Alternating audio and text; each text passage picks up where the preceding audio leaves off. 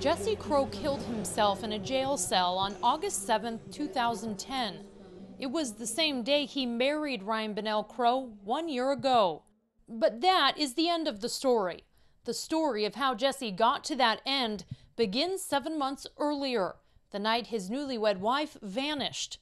It was January 30th, and Ryann never made it to her father's birthday party. The missing persons case landed on Salinas Police Sergeant Don Klein's desk. Klein was a seasoned vet of the department who had actually been slated to retire only a couple weeks earlier. But Salinas gang crime had heated up again, and he didn't want to leave the department stranded. So he stayed on. I personally believe in divine intervention. Klein got to work. February 2nd, the public was alerted. Ryann was officially called a missing person. Searches were organized, but Sergeant Klein knew deep down that Ryann wasn't missing. I knew from the initial phone call to me that it was not just a missing person case. So before I ever came to the police department, I started handling it as a homicide case. And Ryan's family thought the same.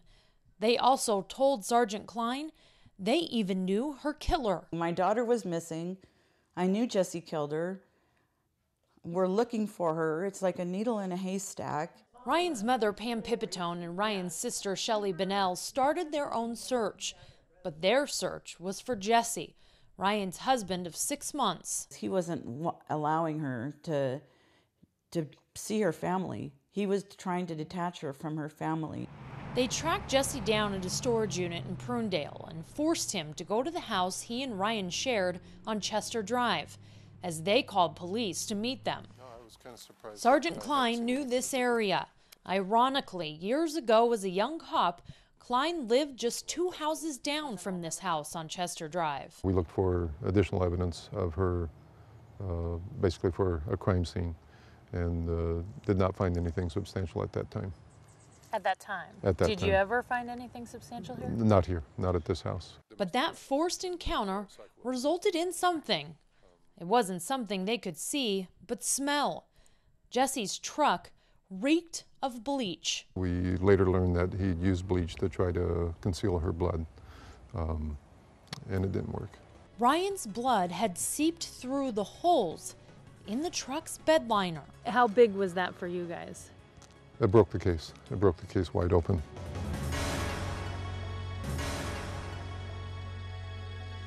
Ryan's mother says she remembers her daughter Ryann falling in love fast with Jesse Crow. She was excited on their first date because he's Dr. Crow's son, who I was acquainted with since I worked at the hospital, and he had his own business. What Ryan's family didn't know at the time was that Jesse's pipe business was a front for a very lucrative marijuana operation.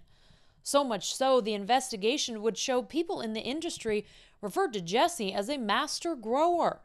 What her family also wasn't aware of was the abuse Ryann was enduring from her new husband. Everything was fine until after they got married. Flip of a switch. Flip of a switch. It occurred over in Monterey. He ran her over with a car. Ryan's foot was broken. I asked, did you go to the hospital? And Jesse said, well, my dad took care of it. And I thought that was a little strange, but I mean, she kept it a secret from me, the abuse. But she didn't keep the secret from her sister. Shelley would later tell investigators about how Ryann was urinated and spat on by Jesse, and that he even pointed loaded guns in her face. If there's a shocking part is that she continued to return to him and be with him. It was also about that time that Ryann learned of another woman in her new husband's life. Summer Donovan had dated Jesse before his marriage to Ryann, and it appeared despite his marriage, he was still seeing Summer. Summer, who lives here in Pacific Grove, actually Jesse would be arrested just down the street from her house, would be crucial in finding justice for Ryann, she and 3 others. First time I've seen that many people involved in the disposal of a body. Those 3 are identified in court documents only as Witness 1, Vince, and Sean. It was January 30th and rainy the night Witness 1 says he last saw Ryann alive. He watched the fight between Jesse and Ryann at their Prunedale home. That fight was the beginning of the end of Ryann's life. Witness 1 told investigators that Ryann threatened to expose Jesse's marijuana operation. The homicide was not a planned event per se. But it was one of extreme rage. For a reason no one seems to know, the couple ended up in the parking lot of the Salinas River Wildlife Refuge in Marina. He was certainly intent on making sure that she was dead, so he wasn't going to leave anything to chance. Jesse confessed to Vince that he strangled Ryann. And to ensure that she was dead, shot her and beat her in the head with a hammer. But Sergeant Klein and Ryan's family believe it wasn't just Ryan's life that Jesse ended that night. She had sought medical treatment for being pregnant. And investigators also believe Jesse knew that when he killed his newlywed wife. For Ryan's family, the totality of their loss is almost too much to bear. My daughter's gone. I'm not going to have grandchildren from my daughter. I'm not going to watch her grow up. My other grandkids aren't going to get to know their aunt. In every indication you have, you believe that he did kill Ryann? Absolutely no doubt in my mind whatsoever. But the question remained, where was Ryann? The answer was with the 4 witnesses. I think the case could have been solved otherwise. The recovery of her body would have been impossible. Sergeant Klein knew those 4 witnesses had helped Jesse. He just needed to know how. So they made a deal. In exchange for testimony, the 4 would walk. From there, all the pieces fell into place. It was a bizarre 2-day trek. They went from Marina, where she was killed, to Prunedale, up to Fremont, over into the Central Valley. The 4 told in detail how Jesse went shopping to get the things he needed to cover up his crime of rage. Police got surveillance video from several stores of Jesse buying supplies like a garbage can at this Walmart in Gilroy. Picture paints 1,000 words. It's huge. Jesse's plan? Dismember Ryan's body, put her in that garbage can, fill it with concrete, and pay someone, half money, half weed, to dump her in the bay off the San Mateo Bridge. May 27th, the same day Sergeant Klein was set for a second time to retire, fate stepped in again for him. The call came that someone taking a walk on the Hayward shoreline came across some bones. They were Ryan's.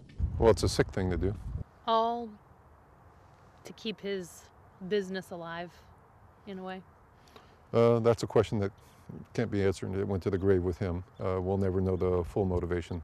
Which brings us back to the beginning of this story, which is ultimately the end for Jesse Crow. They confirmed that those remains are those of Ryann Brunell Crow. In his jail cell, he watched as news reporters announced that Ryan's remains had been found. The case appeared to be solved. August 7th, the day Jesse Crow killed himself, Sergeant Don Klein was headed for a much-needed vacation with his son. The call was a surprise. Jesse Crow was going to get the best defense possible. He really was. And it was almost like in the middle of the strategy, he decided to take himself out of the equation. When I heard that he had killed himself, that was one of the first things I'd asked, is if he had left a note. Jesse had, but all it said was what to do with a few personal belongings. No confession, no I'm sorry, nothing about Ryann, leaving Ryan's family asking if there really ever can be justice for Ryann. It's like a club that I don't want to be in. I don't want to be in the Parents of Murdered Children's Club, but I am. And for a lifelong lawman who has now finally retired, that question lingers for him too. That his final case was ultimately stalled by his own suspect. It's almost like there's a piece of business that's still not finished, and that feeling is still with me today. I don't know if it will ever leave.